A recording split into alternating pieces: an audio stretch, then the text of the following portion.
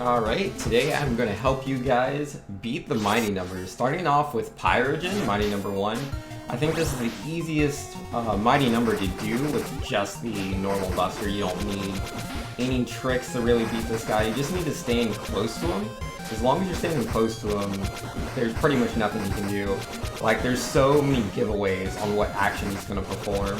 Every time he spins his fist when he's right next to you, that means he's going to charge to the other side of the map. So just keep your eye on his arm, and you'll know what he's doing. If he doesn't spin his fist, it means he's going to jump. So obviously, just standing there is fine. And then here, this section where all the fire's coming out of the walls, there's these little rays of fire that poke out of the wall that show where the fire is going to be. It doesn't deal much damage. It's okay to take a hit, like a hit or two. Not a big deal. And yeah, that's pretty much the entire Pyrogen fight. I mean, he does punch the wall and like a fire fist comes out of the other side. He does that giant explosion in the center of the stage. As long as you're not standing in the explosion, you'll be fine. I'm actually not sure how much damage it does. I'm sure it's pretty extravagant. But yeah, getting hit by the little rays on the side, not a big deal. And yeah, that's the Pyrogen fight. Easy peasy. But quickly moving over to Cryosphere, mighty number 2. This fight is a little bit more difficult. This time I have the heat element equipped. So I deal extra damage to the boss rather than just the default damage. But you have to look out for those little ice spheres that circle around Cryosphere, because obviously they just tink off, and you can only have 3 shots by default on screen. So if a lot of your shots are getting reflected, you can't shoot anything, you have to wait a second. But she just jumps around. She's pretty easy to dodge, and then yeah, she likes to use this attack where she sends beams of ice. As long as you're moving, they generally won't hit you. They don't do too much damage. But yeah, really, you just want to keep your distance. Cryosphere likes to jump a lot. It's really easy to dodge her ice ball attacks. And the ice is slippery on the floor, but again, give it a few tries and it's pretty easy. Not too much to worry about here. Alright, next up, I'm fighting Battalion. I believe this is mighty number 5. He is weak to the ice element, which I actually am using. I'm using the ice element, and I have the curve trajectory on, so whenever he jumps up, I can actually keep shooting him. He doesn't get away from me.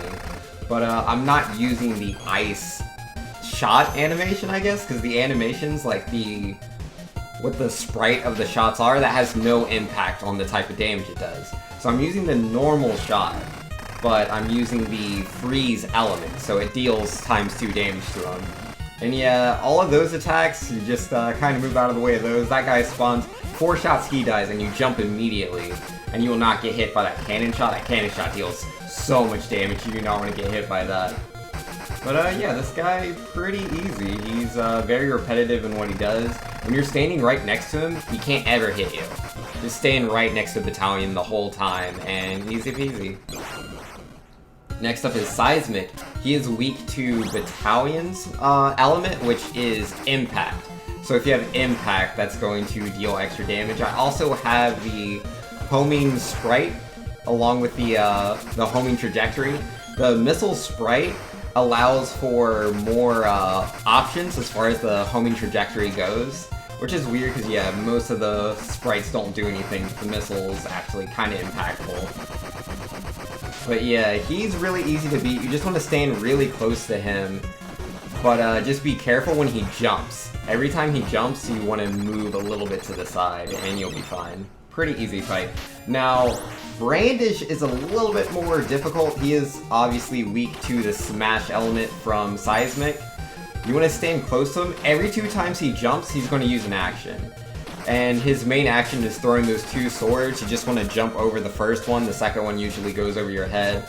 And you want to jump as the first one comes back. The second one is going to be in the air, so you just want to move towards him. When he does these planes, you want to stay in center stage and move away. Except for the third plane, just keep moving, and then he can't hit you. He does one more attack where he does like a slash towards you, but you can just jump over that. And now we have Dynatron. She is weak to Brandish's element Slicer. I'm using homing again, but I don't have enough CP to have a strong a strong homing effect, so I just have a small one.